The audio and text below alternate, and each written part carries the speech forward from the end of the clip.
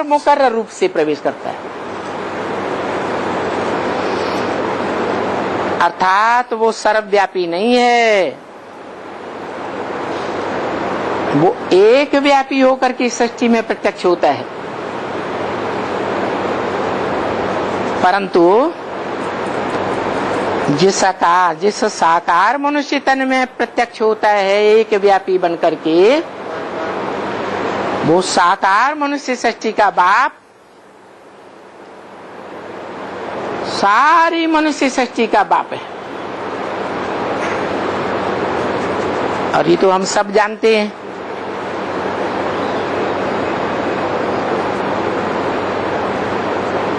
कोई टाइम था इस सृष्टि पर जो सारी वसुधा ही एक कुटुंब थी,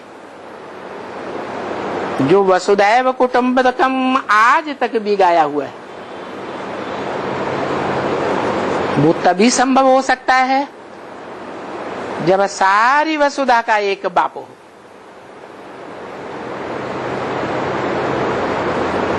यह सारी पृथ्वी पर जो भी मनुष्य मात्र हैं, वो सब एक बाप को अपना ये बाप स्वीकार करें,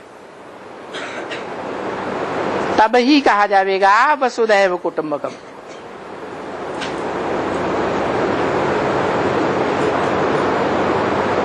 वसुधा साकार है, वसुधा पर रहने वाले मनुष्य साकार हैं।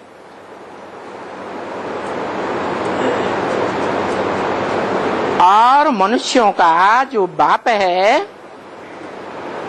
वो भी साकार है। साकार मनुष्य सृष्टि के बाप का वर्षा भी साकार है।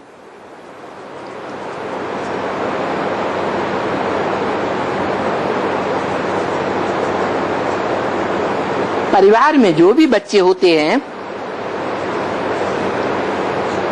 वो किससे पैदा होते हैं?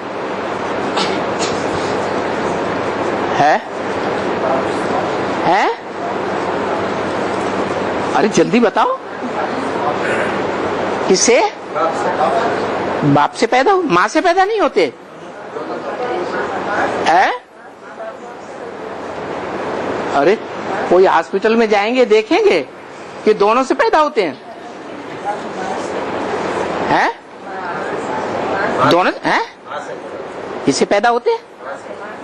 माँ से पैदा होते हैं। ये एक नई बात निकाल दी, माँ बाप दोनों से पैदा होते हैं।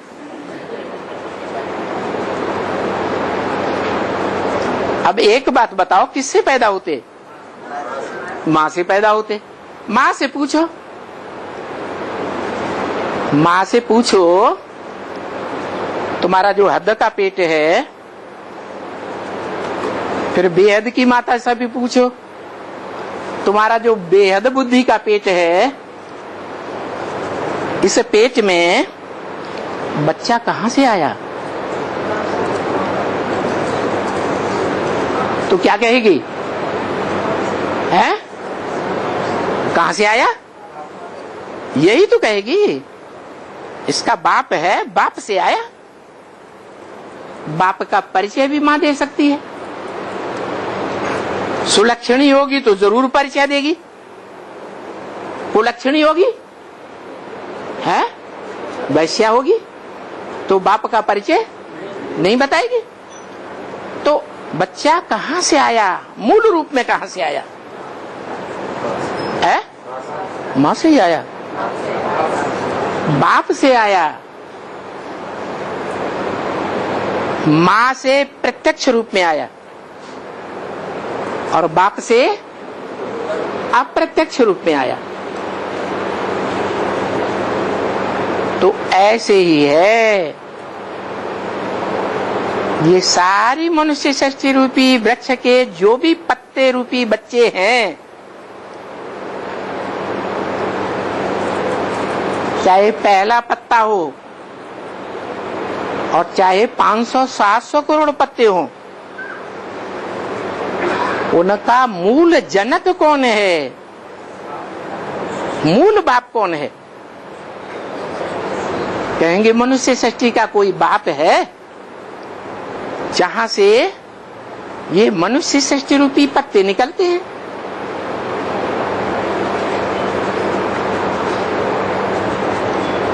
तो देखो,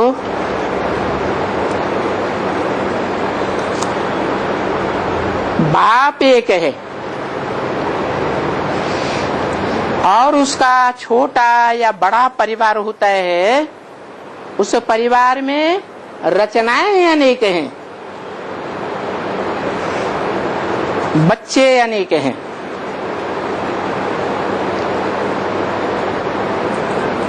रचयिता एक है। तो जो रचयिता एक है, उस एक रचयिता से ही, एक बाप से ही सारी सृष्टि का जन्म होना चाहिए या नहीं होना चाहिए? तब ही कहा जाएगा वसुधैव कुटुंबकम।